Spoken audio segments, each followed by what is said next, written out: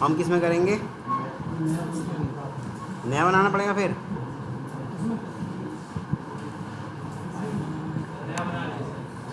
यार कितनी बार बनवाओगे?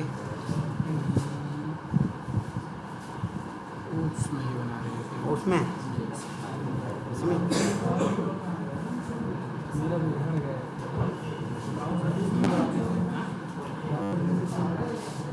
हाँ, यहाँ भी नहीं है। अलग से प्रोजेक्ट बना रहे वो पैकेज बना रहे पैकेज बना रहे इसमें किसमें बनाऊँ? इसी में बना दूँ? यस।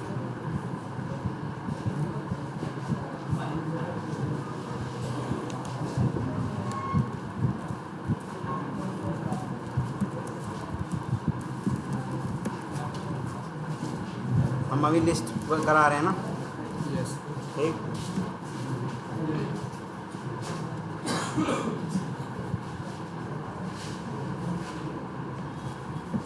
आज करेंगे वेक्टर। ठीक है।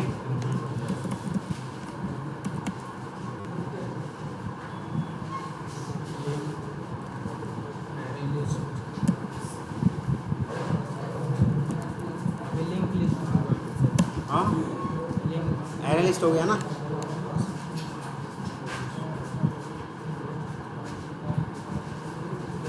देखिएगा, अगर हम हायरार्की की बात करते हैं तो हमारे पास इस तरह से हायरार्की चल रही है।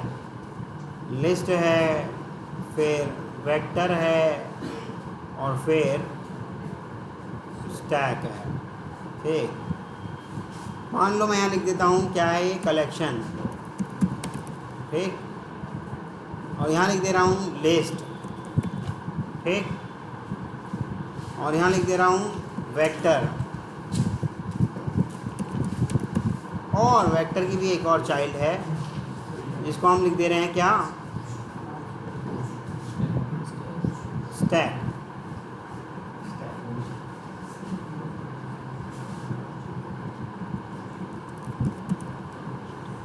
पर इन सब का अगर देखा जाए तो इन सब का एक पेरेंट और है जिसका नाम अभी तक मैंने आपको नहीं बताया होगा।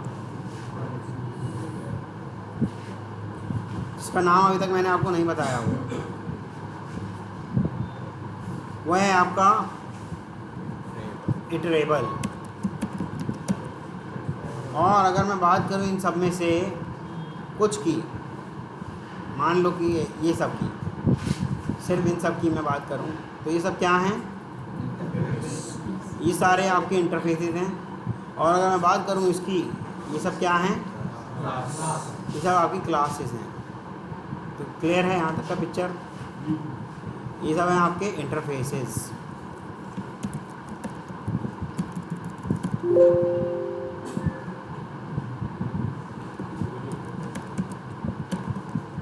ठीक। और ये सब क्या है आपकी?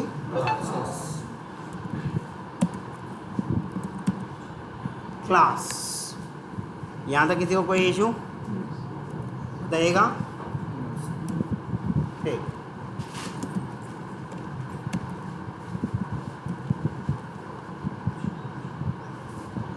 वेक्टर क्लास की अगर मैं बात करूं,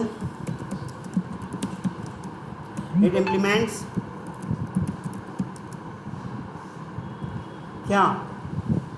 ग्रोएबल ऑब्जेक्ट्स, ग्रोएबल एरे ऑब्जेक्ट्स। ठीक। It implements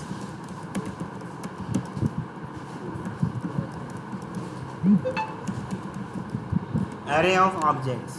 clear? आपका वेक्टर किस क्लास में आ रहा है? किस टाइप की क्लास में आ रहा है? उसको हम क्या कहते हैं? Legacy class. कौन सी क्लास? Legacy class.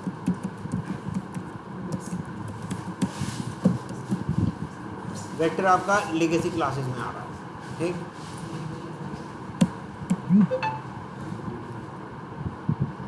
और अगर बात कर रहे हैं कि अभी हमारा कलेक्शन का पार्ट है या नहीं, ये ख़त्म हो गया या बंद हो गया या नहीं, बताइएगा। किसने कहा बंद हो गया? कौन बोल रहा है वाली बात? हाँ, प्रचलन में नहीं है, पर ये मैंने कब कहा कि बंद हो गया? यूज़ कर सकते हो आप, बट प्रचलन में नहीं है। प्रचलन में नहीं है। मेल की जब कभी भी पहले बड़े बेल बॉटम वाली पैंट हुआ करती थी, आज अगर आप पहन लो तो कोई मना थोड़ी करेगा, पर ट्रेंड में नहीं है, प्रचलन में नहीं है। क्लियर है ना?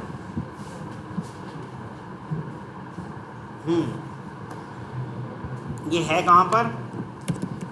जावा के यूटिल पैकेज के अंदर, ठीक, जावा के यूटिल पैकेज के अंदर है, ठीक। और इसकी इम्प्लीमेंटिंग क्लास ये खुद वेक्टर किसकी इम्प्लीमेंटिंग क्लास है? यस।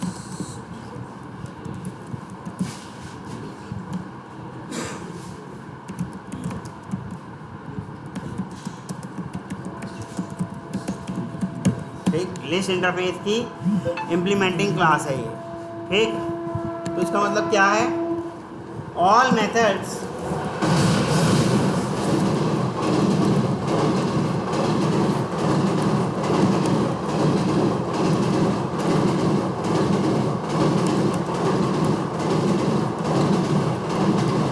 जितने भी लिस्ट के मेथड्स हैं वो सारे वेक्टर को अवेलेबल हैं, ठीक। वेक्टर एक इम्प्लीमेंट करता है क्या? डायनेमिक एरे, जिसका मतलब क्या होता है? ग्रोएबल इन नेचर, यानी कि रिक्वायरमेंट के हिसाब से वो ग्रो और श्रिंक, बढ़ या घट सकती है। ग्रोएबल इन नेचर। क्लियर है? यहाँ तक किसी को कोई इशू?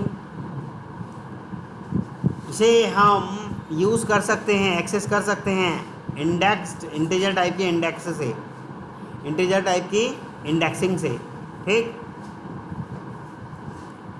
एरे लिस्ट के जैसे ही होते हैं बिल्कुल, लेकिन एक फ़र्क है क्या? वेक्टर का जो मेथड है वो सारे के सारे सिंक्रोनाइज्ड हैं, है ना।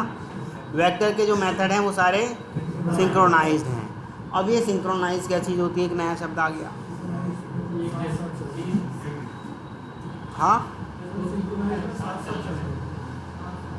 हाँ, वो सिंक्रोनाइज मतलब क्या होता है कि आपका मल्टी थ्रेडिंग नहीं होगा। जो भी चीज़ सिंक्रोनाइज होगी वो मल्टी थ्रेडिंग नहीं हो सकती। सिंक्रोनाइज मतलब एक भी आपकी प्रोसेस अगर एग्जीक्यूशन में है, पहले उसका एग्जीक्यूशन कंप्लीट करो, फिर उसके बाद ही हम दूसरे को मौका देंगे, ठीक। जब अगर ऐसा है तो क्या ये फास्ट होगा? ये फास्ट होगा? नहीं। लेकिन लिंक लिस्ट की बात करें, अगर हम या एरे लिस्ट की बात करें, एरे लिस्ट की अगर बात करें, वही क्या है ना, एरे लिस्ट का मेथड सिंक्रोनाइज नहीं है, वहाँ मल्टी थ्रेडिंग अलाउ है। जैसे ही दिखा सीपीयू का थोड़ा बहुत स्पेस से काम चलाया जा सकता है, तो कोई और दूसरी थ्रेड उतने स्पेस को ऑक्यूपाई करके अपना एग्जीक्यूशन शुरू कर देती है। मल्टी थ्रेडिंग मतलब प्रोसेसर में जैसे ही हल्का फुल्का सा भी स्पेस मिला तो थ्रेड अपने आप को एग्जीक्यूट कराने लग जाती है। तो जब अगर ऐसा है, थ्रेड को वेट ही नहीं करना पड़ रहा। थ्रेड मतलब क्या होता है? Light weight process, a part of program, piece of program, ठीक। तो वो अपने आप को एग्जीक्यूशन कराना शुरू कर देती है। क्लियर है? तो जो भी अगर सिंक्रोनाइज नहीं है, वहाँ स्पीड कैसी होगी? फास्ट या स्लो? जहाँ सिंक्रोनाइज नहीं है फास्ट होगा। जहाँ थ्रेड सेफ्टी नहीं है वहाँ फास्ट होगा। जहाँ मल्टी थ्रेडिंग अलाउ कर रखी है वहाँ फास्ट होगा। लेकिन जहाँ पर थ्रेड सेफ्टी की भी बात कर रहे हैं, सिंक्रोनाइजेशन की भी बात कर रहे हैं, मल्टी थ्रेडिंग अलाउ नहीं है, वो क्या होगा? पर रिस्की कौन सा होगा? सिंक्रोनाइज वाला या नॉन सिंक्रोनाइज वाला?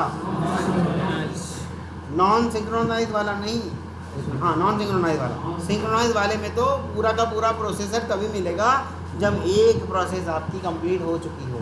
लेकिन नॉन सिंक्रोनाइज वाले में मान लो सीपीयू का कुछ पार्ट एग्जीक्यूशन के लिए ऑक्यूपाई हो गया है, तो बाकी का पार्ट किसी और थ्रेड ने ऑक्यूपाई कर लिया, भले ही उसका काम चलता जा रहा है, लेकिन आपका सिक्योर नहीं है। डेडलॉक आने के चांसेस हैं, डेडलॉक आने की कंडीशन है।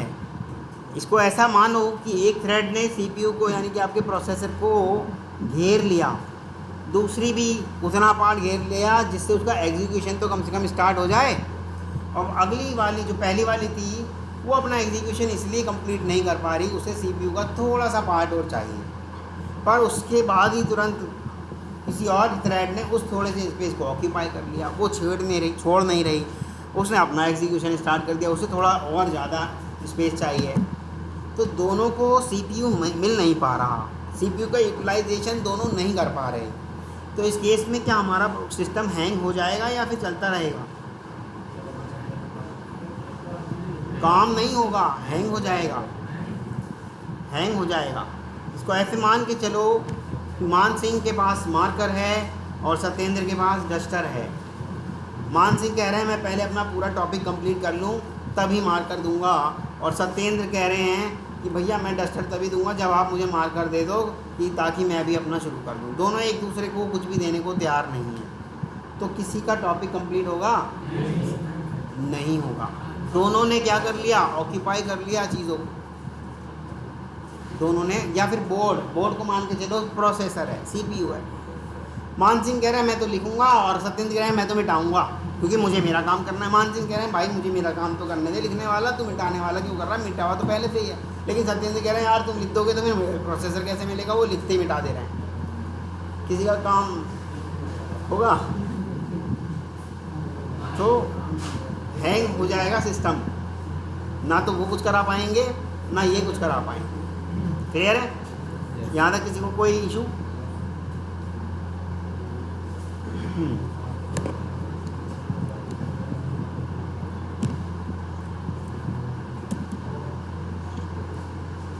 ये वेक्टर क्या करता है?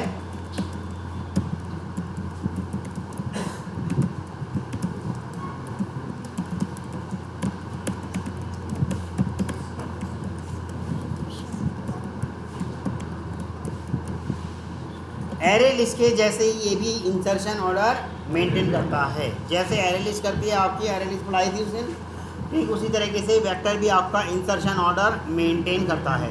ठीक,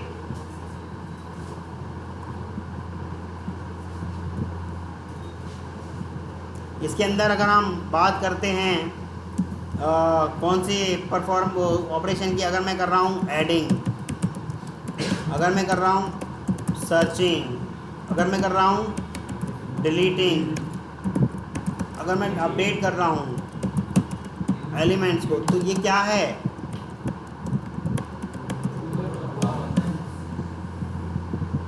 पुअर परफॉर्मेंस। इसकी परफॉर्मेंस कैसी है? पुअर। अगर मैं इन ऑपरेशंस की बात कर रहा हूँ, क्लियर है? ठीक है, एडिंग, कोई एलिमेंट बार बार ऐड कर रहा हूँ, तो ऐड कौन से वाले में फास्ट होगा? मेरा एरे लिस्ट में, ना कि इसमें। क्यों? क्योंकि ऐड होने के लिए नेक्स्ट वाले को, उसे पहली वाली थ्रेड को कंप्लीट एग्जीक्यूट कराना होगा, क्योंकि ये सिंक्रोनाइज है, मल्टी थ्रेडिंग अलाउ नहीं करता। क्लियर है? यहाँ तक किसी को कोई इशू? सिंक्रोनाइजेशन मतलब कि भैया एक बारी में एक ही काम करेंगे हम, बार बार कई सारे काम नहीं करेंगे। नॉन सिंक्रोनाइज मतलब हौच पौच आप सारे काम एक साथ करने जा रहे हो। क्लियर है? कभी किसी ने, यहाँ पे थोड़ा सा मैं पॉज कर लेता हूँ,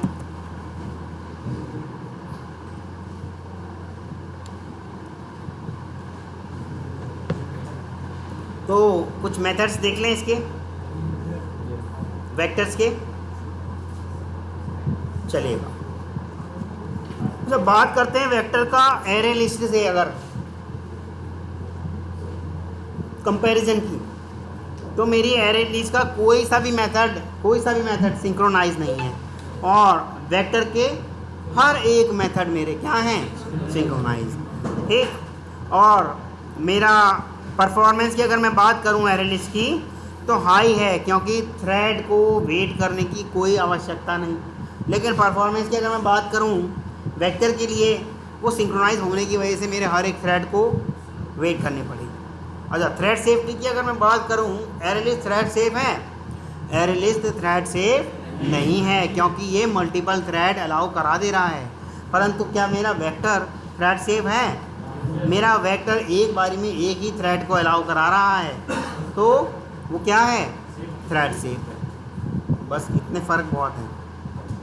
अच्छा, वो लीगेसी क्लास नहीं है, ये लीगेसी क्लास है, ये भी है। हाँ, वेक्टर में हाँ है, डुप्लीकेट से अलाउ है तो इसका पेरेंट वही ना, लिस्ट, और जो लिस्ट में एप्लीकेबल है वो वेक्टर में भी है। Duplicacy is allow. यहाँ तक यदि वो कोई इशू हो तो बताइएगा। जो आप प्रचलन में नहीं है उसे लीगेसी कहते हैं। ये बात मैं कई बार बता चुका हूँ। क्लास में आते हो या नहीं आते, देखते नहीं हो?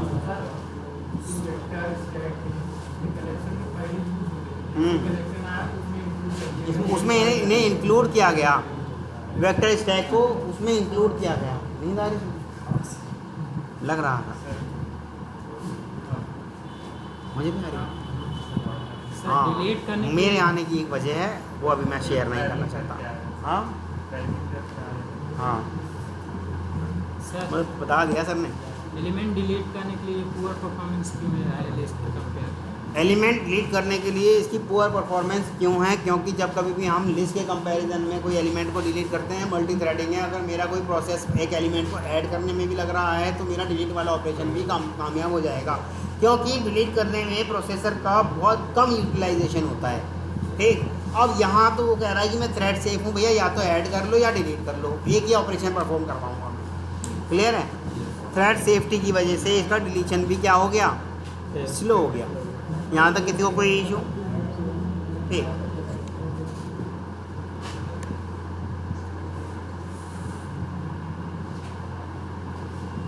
चलिएगा वेक्टर के मेथड्स देख लेते हैं।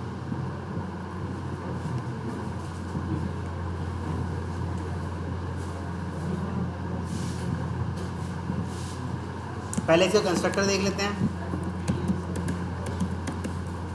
डिफ़ॉल्ट सबके साथ होता है, इसके साथ भी होगा। और इनिशियल कैपेसिटी क्या होगी? इनिशियल कैपेसिटी जो जावा बनाने वालों ने रखी है उसकी 10 रखी है। ठीक, तो वेक्टर का जैसे हमने ऐसे करके न्यू ऑब्जेक्ट बनाया तो इसकी कैपेसिटी कितनी होगी? 10 होगी। पहला ऑब्जेक्ट, इसका कंस्ट्रक्टर ऐसा हो गया। नेक्स्ट कंस्ट्रक्टर कहता है इसका न्यू वेक्टर, और इसके अंदर हम डालेंगे साइज़। वो साइज़ क्या होगा? एक्चुअली साइज़ नहीं डालते, कैपेसिटी डाल देते, इसे याद रह जाए। कैपेसिटी डालते हैं हम इसके अंदर। यहाँ हम अपनी मर्ज़ी की कस्टमाइज़ कैपेसिटी डाल सकते हैं। हम यहाँ अपनी मर्ज़ी की या कस्टमाइज़ कैपेसिटी डाल सकते हैं। ठीक, जो कि इनिशियल कैपेसिटी 10 हुआ करती थी वो कभी भी हम 12, 5, 17, 20 जो भी कर सकते हैं। दो इसके कंस्ट्रक्टर समझ में आ गए। एक और इसका कंस्ट्रक्टर है क्या, जिसके अंदर हम डालते हैं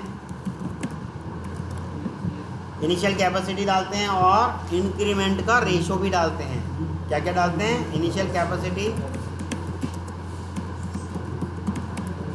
और एक और इंटीजर टाइप का ही डालते हैं। उसके अंदर डालते हैं हम इंक्रीमेंट का रेशो। इंक्रीमेंट का रेशो किस इंक्रीमेंट से ये बढ़ने लग जाए? मान लो 10 के बाद 11वां एलिमेंट डाला जाए तो नई वेक्टर जो बनाएगा वो किस हिसाब से बनाए, वो रेशो भी हम इसके अंदर डाल सकते हैं। और बाकी कलेक्शन वाला सबके साथ होता है, इसके साथ भी होगा। न्यू वेक्टर कलेक्शन, पूरा कलेक्शन भी इसके अंदर हम पास कर सकते हैं। हाँ,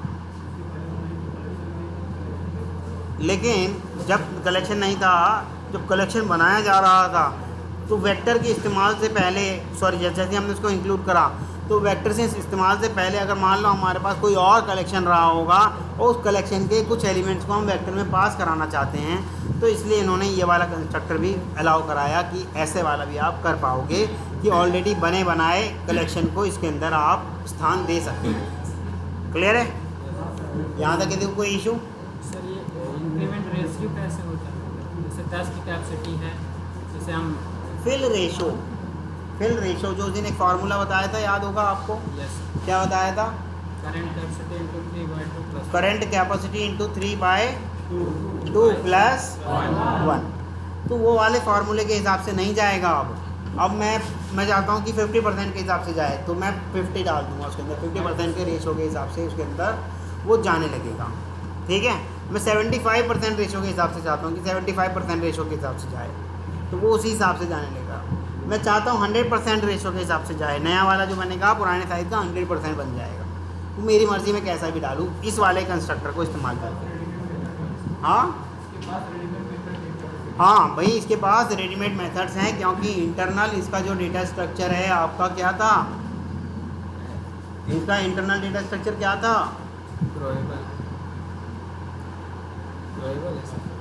इसका इंटरनल डेटा स्ट्रक्चर आपका एरे लिस्ट था, जिसकी वजह से ये ग्रोएबल इन नेचर था। तो इसलिए रेडीमेड मेथड आपके पास इसके लिस्ट के आएंगे इसके पास। ठीक, हाँ, कैपेसिटी नाम का मेथड है इसके अंदर। अभी सारे मेथड करेंगे जब हम वेक्टर का वहाँ पर इक्लिप्स पे बनाएंगे ना, तब डॉट लगा के देखेंगे कि कौन कौन से इसके मेथड्स हैं। ठीक, अब देखिएगा इक्लिप्स कहाँ है हमारा, ये यहाँ।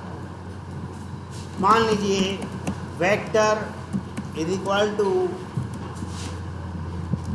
न्यू, ये मेरा वेक्टर बन गया, इसको इंपोर्ट कर ले, इंपोर्ट कर लिया।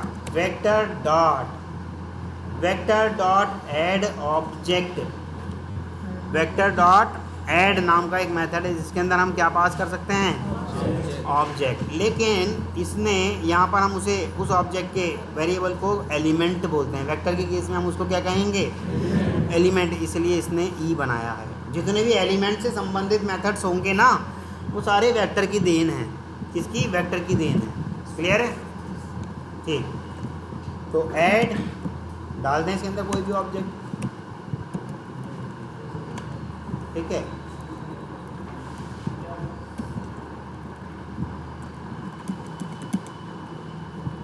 मान लो मैंने डाला पहले hello3, फिर hello2 और फिर hello1। तो इसको अगर हम रन करके देखें, अगर ये दिख रहा है hello3 2 1, तो इसका मतलब मेरा इंसर्शन ऑर्डर इसके अंदर मेंटेन है। hello3 2 1 अगर आ रहा है तो इसका मतलब क्या हुआ,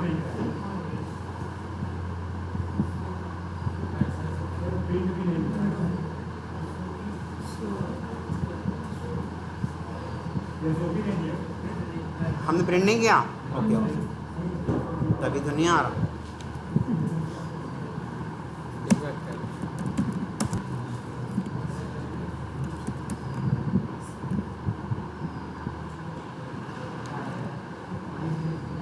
देखिएगा hello3 hello2 और hello1, तो इंसर्शन ऑर्डर इसका मेंटेन है। क्लियर है? इसको एक और इसका मेथड दिया गया है vct डॉट ऐड, जिसके अंदर हम डाल सकते हैं इंडेक्स और एलिमेंट। मान लो मैं इंडेक्स नंबर 1 पे डालना चाहता हूँ ब्लू, इंडेक्स नंबर 1 पे मैं डालना चाहता हूँ ब्लू, तो सेव करेंगे और इसको रन करेंगे, तो क्या मेरा इंडेक्स नंबर 1 पर ब्लू आया या नहीं, hello3 ब्लू, hello2 1। अगर मैं सेट इस्तेमाल करता तो रिप्लेस करता है। सेट मतलब पुराने वाली चीज़ को हटा के अपने आप को सेट कर लेता है। वीरेंद्र कहाँ हो?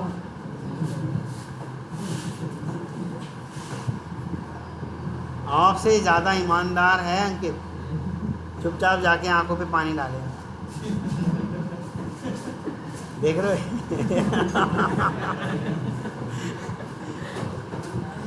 उसे लगा कि एक बार तो मुझे भी देखा गया है।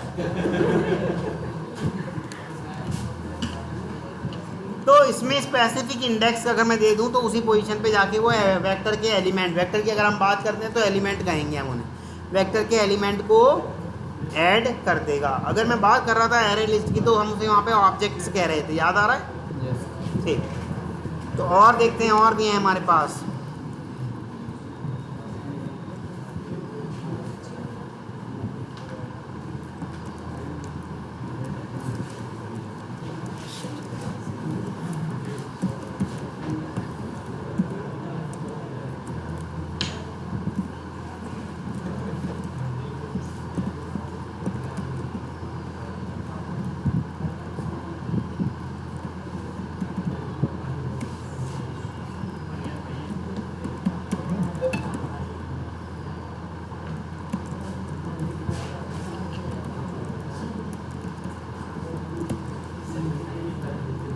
4 एलिमेंट पहले से ही इसके हमारे लिस्ट नाम के कलेक्शन में हैं। वेक्टर भी हमें कहता है कि मेरे पास भी एक ऐसा मेथड है जो पूरा का पूरा कलेक्शन ऐड कर सकता है। क्या है? Add all. और देखिएगा, अच्छा VCT का तो मेथड आएगा, ऐड ऑल। देखो लिखा हुआ आ रहा है कलेक्शन। मैंने अगर यहाँ पर लिस्ट डाल दिया तो वो लिस्ट के सारे एलिमेंट को वेक्टर के पार्ट में ऐड कर देगा। कर दिया 1 2 3 4। देखिएगा ऐड ऑल की हेल्प से उसने ऐड कर दिया। यहाँ तक किसी को किसी तरह का कोई इशू? हाँ, वेक्टर के कंस्ट्रक्टर में मतलब ये ऐसे करके, हाँ वो भी था एक कंस्ट्रक्टर इसके पास। मान लो अभी मैंने यहाँ कुछ डाला ही नहीं, या इसको ही हटा देते हैं, ये लो, ठीक, और यहाँ पर डाल देते हैं क्या? लिस्ट, ठीक। और अब हम इसको करते हैं रन। तो मेरे शुरू में ही पहले उसने वो पास कर दिए जो मेरा वेक्टर का पैरामीटराइज कंस्ट्रक्टर कलेक्शन को एक्सेप्ट करने वाला था। यहाँ तक किसी को कोई इशू? ऐसा कंस्ट्रक्टर बताया था ना अभी, क्लियर है? यहाँ तक किसी को कोई इशू हो तो बताइएगा। हाँ, वो तो ऐड ऑल है, ये तो भैया मेथड है। हाँ, कौन सा भैया? ये तो हमने जानबूझ के डाला है कि 1 पे चले जाओ। वो गया तो वैसे ही था, 1 2 3 4 गया ऐसे ही था, पर हमने उसे फोर्सफुली कहा है कि इंडेक्स नंबर 1 पे जाओ और ब्लू को डाल दो। समझ गए? नहीं, उसमें कहाँ ऐसा था? ऐड ऑल, यही ना? हाँ, लास्ट में ऐड कर दिए थे। 1 2 3 4 के बीच में कहाँ ब्लू आ रहा था? ब्लू तो इंडेक्स नंबर 1 पे ही पड़ा था। समझ रहे हो? क्या हुआ वीरेंद्र? नहीं समझ में आया तो पूछ लो। आ गया? चलिए, एक और है इसके अंदर ऐड ऑल मेथड। वो कहता है कि मुझे क्या ऐड करना है। मान लो यही लिस्ट ऐड करनी है, परंतु ये लिस्ट उसे ऐड करनी है इंडेक्स नंबर 3 से। तो क्या ऐड कर देगा? 3 पे पता नहीं है या नहीं, 2 पे करता है। 3 पे फिर 1 2 3 आ जाएगा ना शायद। तो यहाँ पे ऐड कर देते हैं और देखते हैं कि लिस्ट इंडेक्स नंबर 2 पे गया 0 1 2 और उसने ऐड कर दिया वो 1 2 3 4। हाँ, तो ब्लू को हमने डाल ही रखी थी, वो तो आएगा ही ना। क्लियर है? ऐड ऑल करा और हमने इंडेक्स डाल के उसके अंदर पास करा दिया क्या? पूरा का पूरा कलेक्शन, यानी कि इंडेक्स और कलेक्शन, ये दोनों चीज़ें हम डाल के इसके अंदर इस मेथड को ऐड करा सकते हैं स्पेसिफिक इंडेक्स पर। अब वेक्टर का खुद का एक और मेथड आ रहा है, VCT dot add element. Vector का आया है ऐड एलिमेंट। मैं यहाँ पर ये ऐड कराना चाहता हूँ, ये वेक्टर की तरफ से इसको मिला हुआ एक एलिमेंट ऐड करने के लिए मेथड है। मैंने कहा था एलिमेंट नाम की कोई चीज़ आएगी, वो सारे के सारे मेथड वेक्टर की देन है। क्लियर है? तो ऐड एलिमेंट कहाँ से आया? क्योंकि इसके अंदर पहचान के लिए आप देखिएगा एलिमेंट नामक चीज़ आ गई। क्लियर है? यहाँ तक किसी को कोई इशू? हम इससे इसकी कैपेसिटी भी देख सकते हैं। डॉट कैपेसिटी रिटर्न करेगा इंटीजर, जैसे कि उस दिन बता दिया गया था, और इसकी कैपेसिटी दिखा दी इसने क्या? 16। देखिएगा क्या है भाई, सीधी सी बात है। ये तो हो गए आपके 1 2 3 4 तो ये हुए, 4 के 4 इसमें चले गए, नहीं 4 ही तो हुए। 8 कैसे हो गए? 4 और 4 8 गए, फिर दोबारा 12 और एक ये 13। लेकिन जैसे ही उसका रेशो फिल हो गया था तो उसकी कैपेसिटी भी उस हिसाब से फॉर्मूला लग के बढ़ गई होगी। याद है? नई वेक्टर बनाई होगी उसने।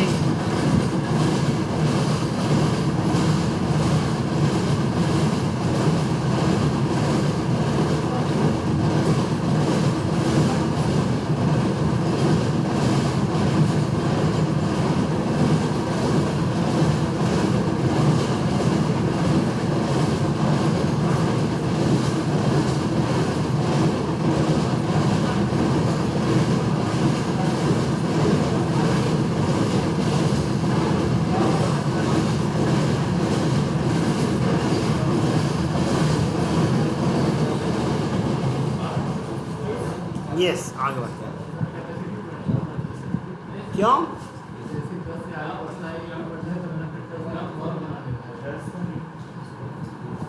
इसका फिल रेशो क्या है? सबका फिल रेशो अलग अलग है ना। अब एरे लिस्ट की बात कर रहे हैं, फिल रेशो वाली। इसका फिल रेशो क्या है?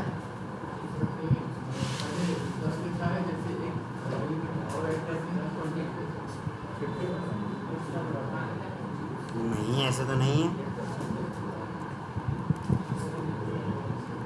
चलो इसको यहाँ से हटाता हूँ।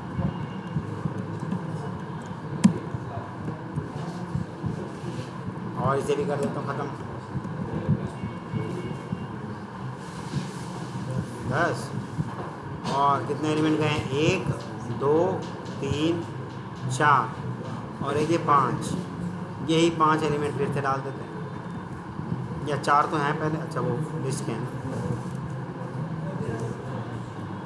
10 गए।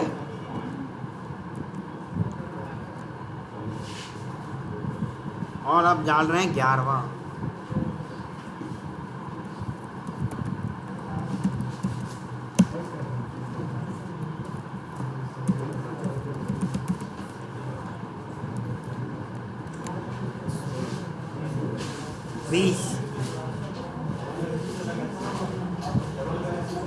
डबल के रेशो तो गया क्या? जब भाई सबका फिल रेशो अलग अलग होता है ना। उसका 3/2 + 1 है, इसका डबल कर रहा है। ठीक, फिल रेशो भी आप चेंज कर सकते हो। फिल रेशो जैसे आपने ये करा है, मान लो मैं वेक्टर की साइज़ कर रहा था 10 और कॉमा कोई फिल रेशो में डालना चाहता हूँ। ये फ्लोटिंग पॉइंट इंटीजर लेता है, फ्लोट लेता है। ये ले लिया, सेव किया, और अब देखिएगा 20 नहीं हुआ।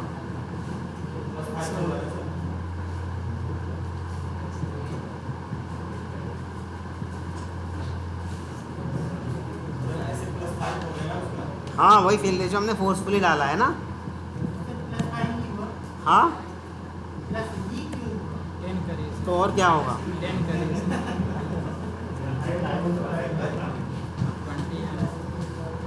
तो और चाहते क्या होगा? जब हम यहीं पर हो या कहीं और हो, जब मैंने आपको बताया था कि जब पूरी कलेक्शन आपकी भर जाती है, फिल हो जाती है, उसके बाद कोई और नया एलिमेंट आता है, उसके लिए नई जगह ऐड करेंगे या माइनस करेंगे। वही ऐड को प्लस कहते हैं। हाँ, तो मना कहाँ करा? ओपन सोर्स है, आप बनाओ, मल्टीप्लाई वाले मेथड बना दो कलेक्शन के अंदर, वो तो एक्सेप्ट कर लेंगे। इसको 20 कर दो सबने। आगे वाला कौन सा? ये वाला। हाँ, इसको 20 कर दो। तो क्या रहेगी कैपेसिटी? क्यों रहेगी? 40 के लिए क्या कोई एलिमेंट बढ़ा क्या? अभी जब 21वां एलिमेंट आएगा तब होगा ना।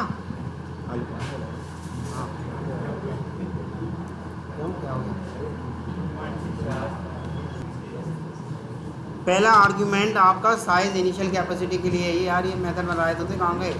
कंट्रोल Z, ये तो रहा। पहला कह रहा है इनिशियल कैपेसिटी के लिए, अगला कह रहा है फिल रेशो के लिए। 20 तो बना। हाँ, बाद में 20 का कर दिया। फिल रेशो जब कोई 21वां एलिमेंट जाएगा तभी तो वो 20 बढ़ाएगा। जब है ही नहीं अभी 21वां एलिमेंट, तो बढ़ा के क्यों रखे वो?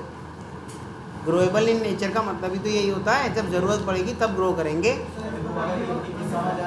हाँ, जब 21वां आएगा तो सीधे 20 बढ़ा देगा वो। हाँ, देखो यहाँ पर, ये देखो, ये कितने हैं? 1 2 3 4 5 6 7 8 9 10। बस 10 और जोड़ देते हैं, है ना। और 21वां ये है ही। ठीक, यही तो है। अब आप देखिएगा भाई, जैसे ही एक की ज़रूरत पड़ेगी तभी तो बढ़ाएगा साइज, फालतू में क्यों बढ़ाएगा? क्लियर है? समझ में आ रहा है? किसी को कोई इशू हो तो बताइएगा। ये फिल रेशो वगैरह जो है, ठीक। अब आते हैं यहाँ, इसमें हमने एक ये भी ऐड कर दिया था, ठीक।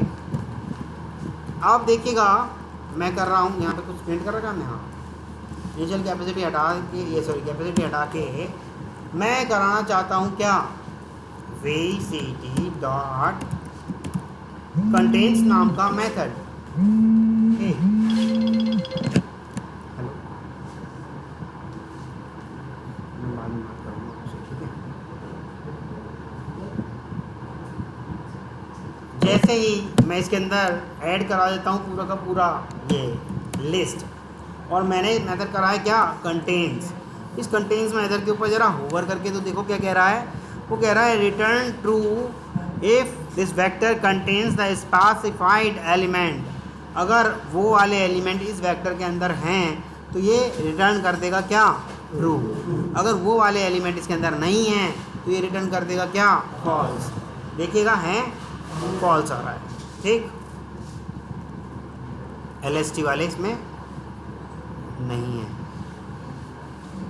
यार ट्रू तो होना चाहिए था ना, ऐड तो क्या है हमने, कहीं बीच में हमने डिस्टर्ब तो नहीं कर दिया उसको। 10,20 को लिस्ट वो कर दीजिए, 10,20 जो 10,20 जो ऊपर ना कंस्ट्रक्टर इसको 20 कर दूँ, लिस्ट कर दीजिए, लिस्ट इसको हटा ही दूँ सारा, अब ठीक है। LST कर दीजिए, डाल दीजिए बस। हाँ, आप ट्रू देगा, यूज़ नहीं किए ना, आप ट्रू देगा, नहीं दे रहा ना, एक लिस्ट को प्रिंट करेंगे।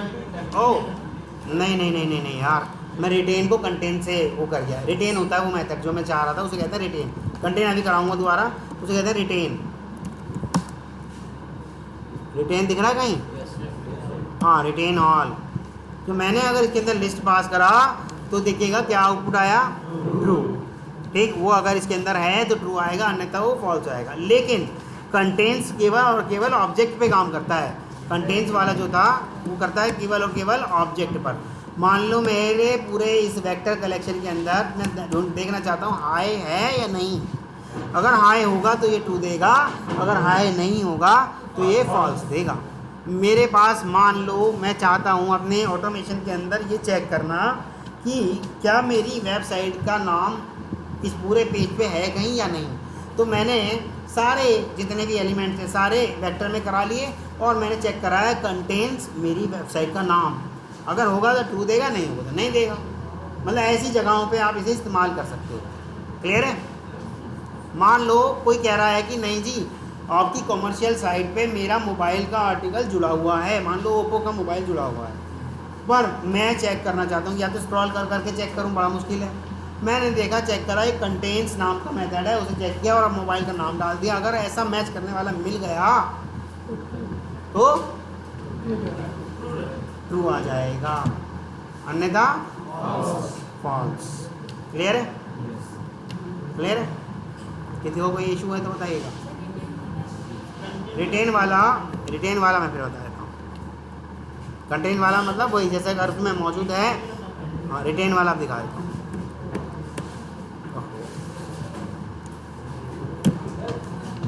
देखिएगा रिटेन वाला मेरा क्या कहता है, रिटेन ऑल, और मैंने उसमें वो पूरी लिस्ट पास करा दी। अगर मेरा होगा वो सारे मैं ये जो इस लिस्ट के अंदर हैं, ये इस लिस्ट के अंदर जो हैं अगर होंगे तो ये क्या करा देगा, ट्रू। ये एलिमेंट सारे अगर होंगे जो मेरे इस लिस्ट के अंदर हैं तो ये रिटर्न करा देगा ट्रू। अगर इसका एलिमेंट, ये एलिमेंट्स नहीं होंगे, जैसे कि मान लो मैंने यहाँ पे ऐड ही नहीं करे, ये लो, मैंने यहाँ पे ऐड ही नहीं करे तो ये लो, और कहीं तो नहीं कर रखा, तो ये फॉल्स रिटर्न कर देगा रिटेन ऑल में। ये ट्रू कर रहा है, कहीं पे तो नहीं मैंने इसे इस्तेमाल किया।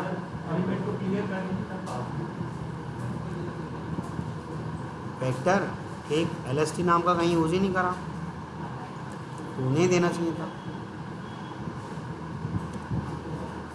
क्यों दे रहा है।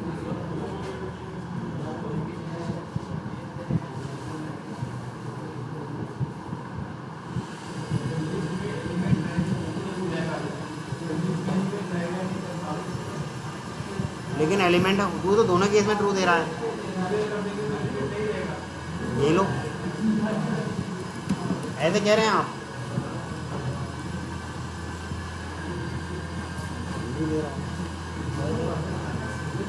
एक बार इसकी डेफिनेशन देख लेता हूँ।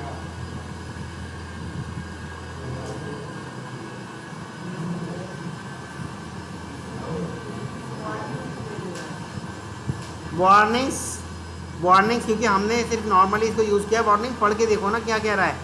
Type safety the method add belongs to the raw type vector. एक तो ये लीगेसी हो चुका है, तो रो टाइप वेक्टर बोल रहा है। रेफरेंस इसका जेनरिक टाइप का मुझे बनाना चाहिए था, जिसके अंदर आपको एंगुलर ब्रैकेट में उसकी टाइप डालनी चाहिए थी, क्योंकि इस टाइप के एलिमेंट में इसके अंदर डालने वाला हूँ, जिसे कहते हैं हम जेनरिक। ठीक, उसकी वजह से कह रहा है ऐसा। क्लियर है?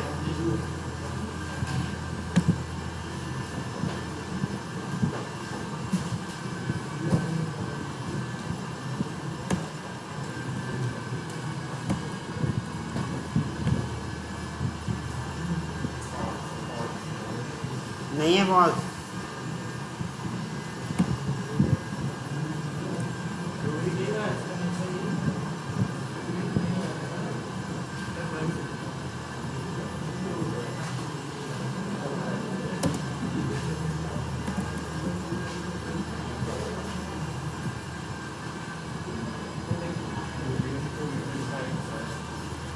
लेकिन दोनों ही नहीं दिखा रहा।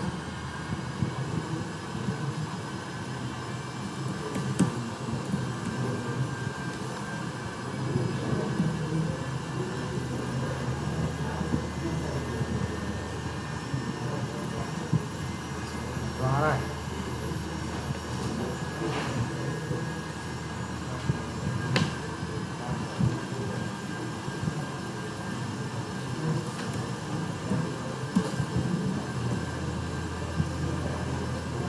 चलिए इसका रिटेन एक बार फिर देख के फिर मैं बताऊंगा आपको। कंटेंट से समझ में आया? क्लियर है?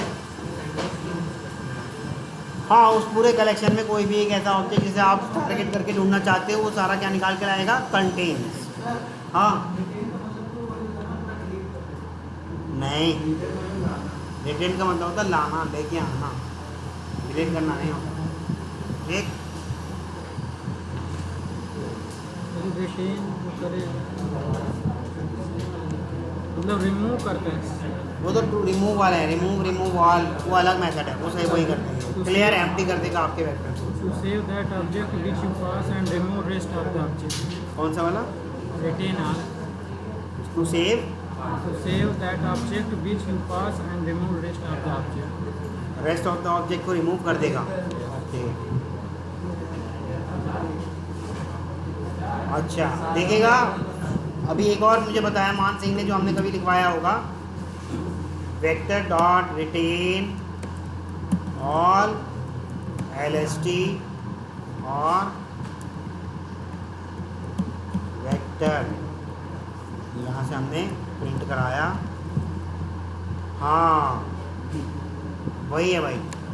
तो रिटेन क्या करता है कि मैंने जो उसके अंदर कलेक्शन पास करा है उन्हें तो रोक के रखेगा, बाकी सारे एलिमेंट को रिमूव कर देगा। बाकी सारे एलिमेंट को उससे कोई लेना देना नहीं, उन्हें केवल रिटेन्स वाले मेथड से है जो उसके अंदर मैच करने वाले हैं। जैसे कि अभी मैं यहाँ एक ऐड करा देता हूँ, ये लो, ये ऐड हो गया लिस्ट वाला। तो यहाँ मैंने रिटेन ऑल करा दिया, जिसके अंदर लिस्ट वाले को ही पास करा दिया। अब मैं वेक्टर को प्रिंट कराने की कोशिश करूँगा, जो लिस्ट वाले थे केवल वही बचेंगे, बाकी सारे रिमूव हो जाएंगे। और अगर गलती से मैं ऐसी चीज़ पास करा दूँ जिसके अंदर है ही नहीं कुछ, तो उसके अंदर फिर कुछ बचेगा ही नहीं। जैसे कि अभी हमने पहले ऐड करने से पहले ही क्लियर कराया होगा उसको, और वो सारे पास करा दिए। क्लियर है?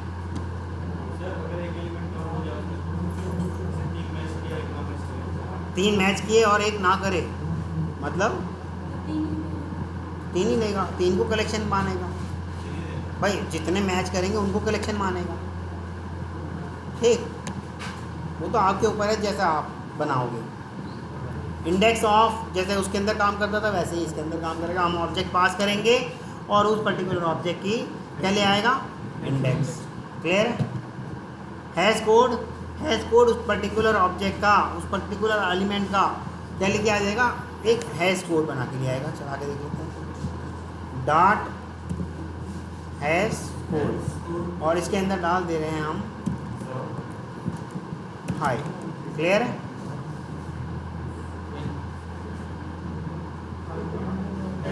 इसको इंट लाते हैं सर, अरे तो आना तो चाहिए ना रिटर्न का कुछ। वो इंट रिटर्न करेगा।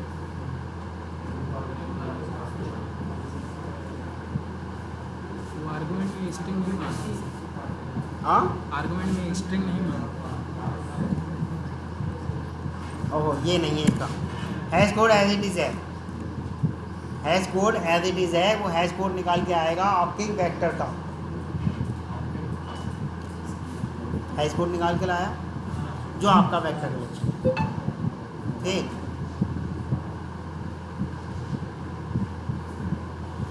बाकी इंडेक्स ऑफ उसी के जैसे काम करेगा, उसमें हम ऑब्जेक्ट पास करा देंगे और रिटर्न करके लाएगा क्या, उस पर्टिकुलर ऑब्जेक्ट की इंडेक्स। ठीक,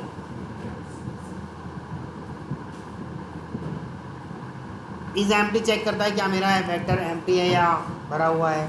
तो क्या होता है, V C T dot is empty, ये चेक करता है, ये रिटर्न करेगा ट्रू और फॉल्स। किस केस में, जब कभी भी मेरा अगर एम्प्टी है तो उस केस में ट्रू कर देगा, अगर कोई भी एलिमेंट रहेगा उसके अंदर तो वो क्या करेगा, फॉल्स कर देगा। क्लियर है? लास्ट एलिमेंट क्या लाएगा, लास्ट एलिमेंट मेरे वेक्टर के सबसे लास्ट वाले एलिमेंट को रिटर्न करके ले आएगा। ठीक, लास्ट इंडेक्स ऑफ मतलब उस ऑब्जेक्ट की लास्ट इंडेक्स ले आएगा जो भी मैंने डाला है। मान लो रिपीटिशन हो रखा है हेलो का, तो हेलो लास्ट टाइम पे किस इंडेक्स में है उसका इंडेक्स लेके आएगा, last index of particular object उसमें पास कराना पड़ेगा। क्लियर है? ठीक, रिमूव ऑल उसी के जैसे काम करेंगे जैसे हमारे एरे लिस्ट में काम करते थे। और कोई पर्टिकुलर एलिमेंट को रिमूव करना चाहते हो तो रिमूव एलिमेंट करके उसके अंदर एलिमेंट पास करा दो, वेक्टर और रिमूव और ये रहा ऑब्जेक्ट, और इसके अंदर से हम उसको पास करा देते हैं अगर हाई को, तो हाई रिमूव कर देगा। अगर रिमूव हो गया होगा तो रिटर्न करेगा क्या, ट्रू। रिटर्न तो होना चाहिए ट्रू, ये तो रहा। सॉरी, रिमूव एलिमेंट क्यों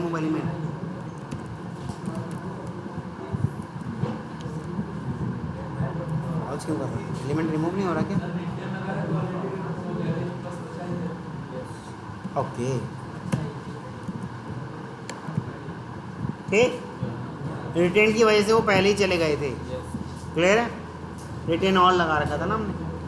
तो रिमूव पर्टिकुलर एलिमेंट को करना है तो कर सकते हो, रिमूव ऑल करना है तो कर सकते हो। ये सारे आपके वेक्टर्स के मेथड हैं। कल मैं आपको कराऊंगा stack, last in first out, last in first out या फर्स्ट इन लास्ट आउट। ठीक है? स्टैक जो होता है एक ही तरफ से ओपन होता है, इसलिए इसके अंदर हम कहते हैं last in first out algorithm चलेगी। ठीक,